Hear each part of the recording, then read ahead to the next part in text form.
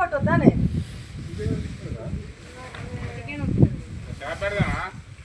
తల ఒక ముక్క కొడితే అయిపోతుంది. ఇంతసేపు ఎవరినో బతలాడిరు కదా, ఎవరినో బతలాడిరు. తల ఒక ముక్క కొడితే అయిపోతుంది.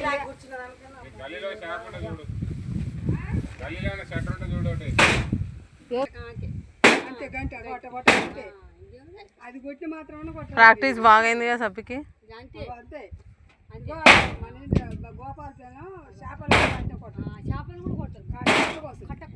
మా ఇంటికాడ కోస్తాను చిక్కుని కోసి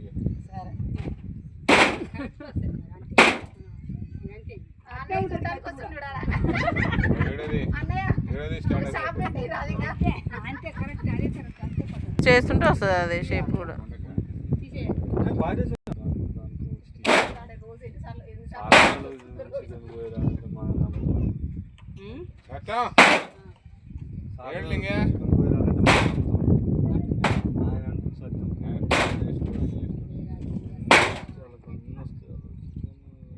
సప్పేసి ఉంటే మంచిగా వస్తుంది.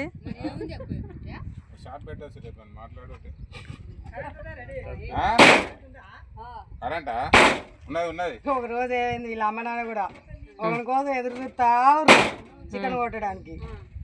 వీళ్ళిద్దరు అన్నలు అట్నే కూర్చుంటారు. ఇలా నేను కోసం అని తీసుకొచ్చిందా ఇలా అన్నదమ్ములు అట్లే నిలబడి చూస్తారు. ఈడే వీళ్ళ అన్న మా ఇంట్లో కూడా బర్ర ఇది పడేసేదే కాదు, పడేసేది.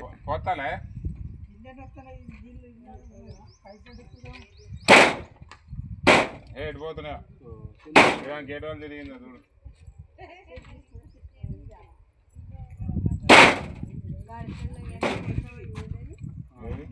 ఒక్క దెబ్బకే కట్టు కావాలి, పీస్ పీస్ కాకుండా ఉంటుంది. అట్లయితే వస్తుంది.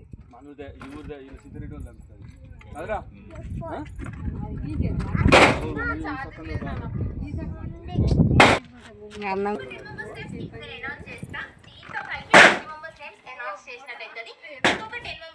కొంచెం మందం కట్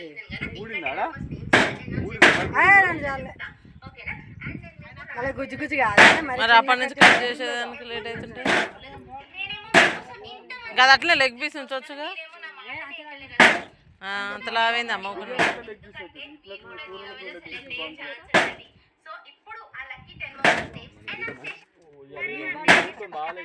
ఇంకా అలా కట్ చేస్తాడు ఎందుకు గాగితుంది దాంట్లో చికెన్ అది. మరింత ఉన్నప్పుడు చిన్నగా ఉండొద్దని పీస్ పీస్ అవుతుంది.